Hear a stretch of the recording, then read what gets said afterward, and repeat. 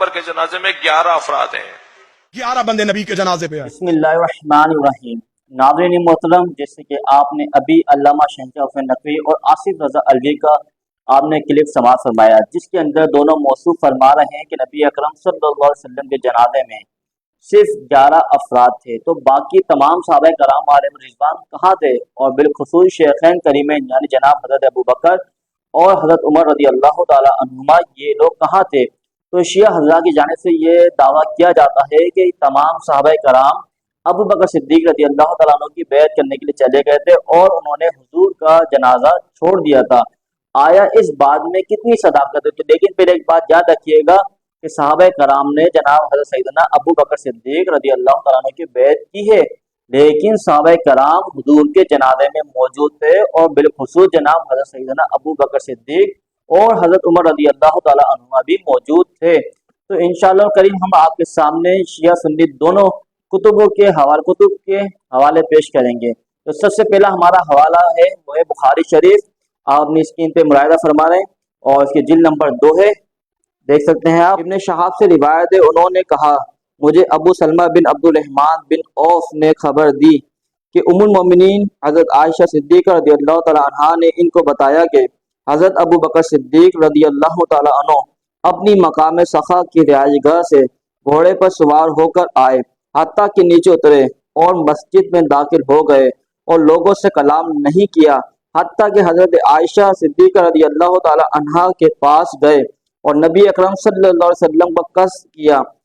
آپ کو دھاری دار یمنی چادر سے ڈھانپ دیا گیا تھا۔ حضرت ابو بکر صدیق رضی اللہ تعالیٰ عنہ نے آپ کے چہرے کو نور سے کپڑا اٹھایا، پھر آپ منہ کے بل جھکے اور نبی اکرم صلی اللہ علیہ وسلم کا بوسہ لیا اور رو پڑے، پھر کہا تم پر میرا باپ اور میری ماں قربان۔ اللہ اکبر۔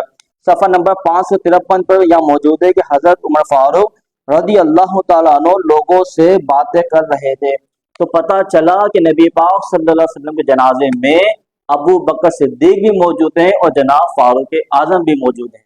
اس کے بعد ہمارا دوسرا حوالہ ہے سنن ابن ماجہ شریف، اس کے جلد نمبر 1 تا 2 ہے اور صفحہ نمبر ہے اس کا، آپ اپنی اسکرین پر ملاحظہ فرما رہے ہیں، صفحہ نمبر ہے اس کا 549، ٹھیک ہے، اور اس کی حدیث نمبر ہے 1457، اور جو میں اردو ترجمہ جو پیش کر رہا ہوں اس کا جو صفحہ نمبر ہے وہ ہے 549، ٹھیک ہے۔ حضرت عبداللہ بن عباس رضی اللہ تعالی عنہما اور سیدہ عائشہ صدیقہ رضی اللہ تعالی عنہا بیان کرتے ہیں حضرت ابو بکر صدیق رضی اللہ تعالی عنہ نے نبی اکرم صلی اللہ علیہ وسلم کی میت کا بوسہ لیا تھا۔ اللہ اکبر۔ اس کے بعد اسی حدیث کی اسی کتاب کے اندر سنن ابن ماجہ کے صفحہ نمبر 608 پر ہم یہاں آتے ہیں، تو آپ اس میں ملاحظہ فرما رہے ہیں، راوی کہتے ہیں منگل کے دن لوگ آپ صلی اللہ علیہ وسلم کو کفن وغیرہ پہنانے سے فارغ ہو گئے، تو آپ صلی اللہ علیہ وسلم کے جسم مبارک کو ایک چارپائی پر آپ صلی اللہ علیہ وسلم کے گھر میں رکھ دیا گیا، پھر لوگ گروہ در گروہ نبی اکرم صلی اللہ علیہ وسلم کی خدمت میں حاضر ہونے لگے اور کریم آقا علیہ الصلوۃ والسلام کی خدمت میں ہدیہ درود پیش کرنے لگے۔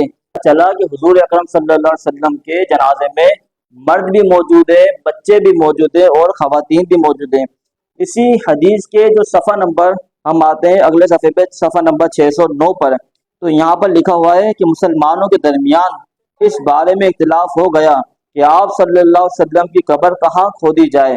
کچھ لوگوں نے یہ کہا کہ آپ صلی اللہ علیہ وسلم کو کریم آقا علیہ الصلوۃ والسلام کی مسجد میں دفن کیا جائے، کچھ لوگوں نے یہ کہا کہ کریم آقا علیہ الصلوۃ والسلام کو حضور علیہ الصلوۃ والسلام کے اصحاب کے ساتھ دفن کیا جائے۔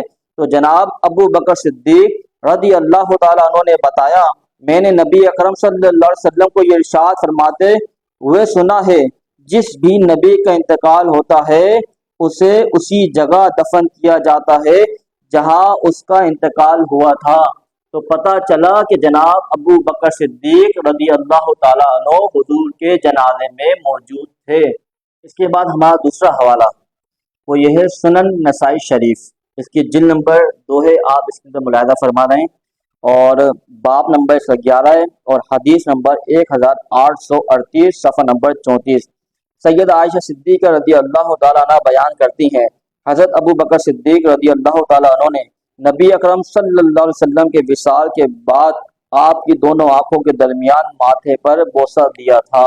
تو اس حدیث سے بھی پتہ چلتا ہے کہ جناب سیدنا ابو بکر صدیق رضی اللہ تعالیٰ عنہ حضور کے جنازے میں موجود تھے۔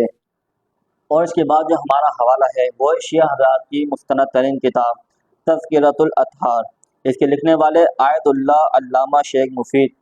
تو یہ شیعہ حضرات کی نہایت مستند ترین کتاب ہے۔ تو اس کے صفحہ نمبر 116 پر یہاں پہ لکھا ہوا ہے کہ پس مسلمان گروہ گروہ داخل ہوں اور امام کے بغیر ان پر نماز پڑھیں یا صلوات بھیجیں اور واپس آ جائیں۔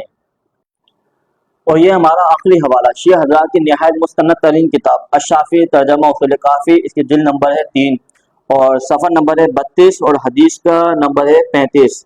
یہاں پر لکھا ہوا ہے کہ پھر آپ نے لوگوں کو اجازت دی کہ 10-10 افراد ہو کر اندر آئیں، پس لوگ 10-10 کا گروہ ہو کر اندر آتے اور نبی کے ارد گرد ایک دائرے میں کھڑے ہو جاتے۔ تو جیسے امیر المومنین پڑھتے تھے ویسے ہی ان کے پیچھے لوگ پڑھتے تھے۔ اس انداز میں سارے مدینے والوں نے اور اطراف مدینے کے لوگوں نے آپ پر نماز پڑھی۔ اللہ اکبر۔ لیکن دیکھیے صفحہ نمبر 33 پر جو حدیث موجود ہے، حدیث کا نمبر ہے 38، یہاں پہ یہ عبارت موجود ہے کہ جب رسول خدا صلی اللہ علیہ وسلم نے رحلت فرمائی تو آپ پر ملائکہ، مہاجرین و انصار نے گروہ گروہ ہو کر درود پڑھی، تو پتہ چلا کہ نبی پاک صلی اللہ علیہ وسلم کے جنازے میں تمام مہاجر صحابہ اور انصار صحابہ موجود تھے۔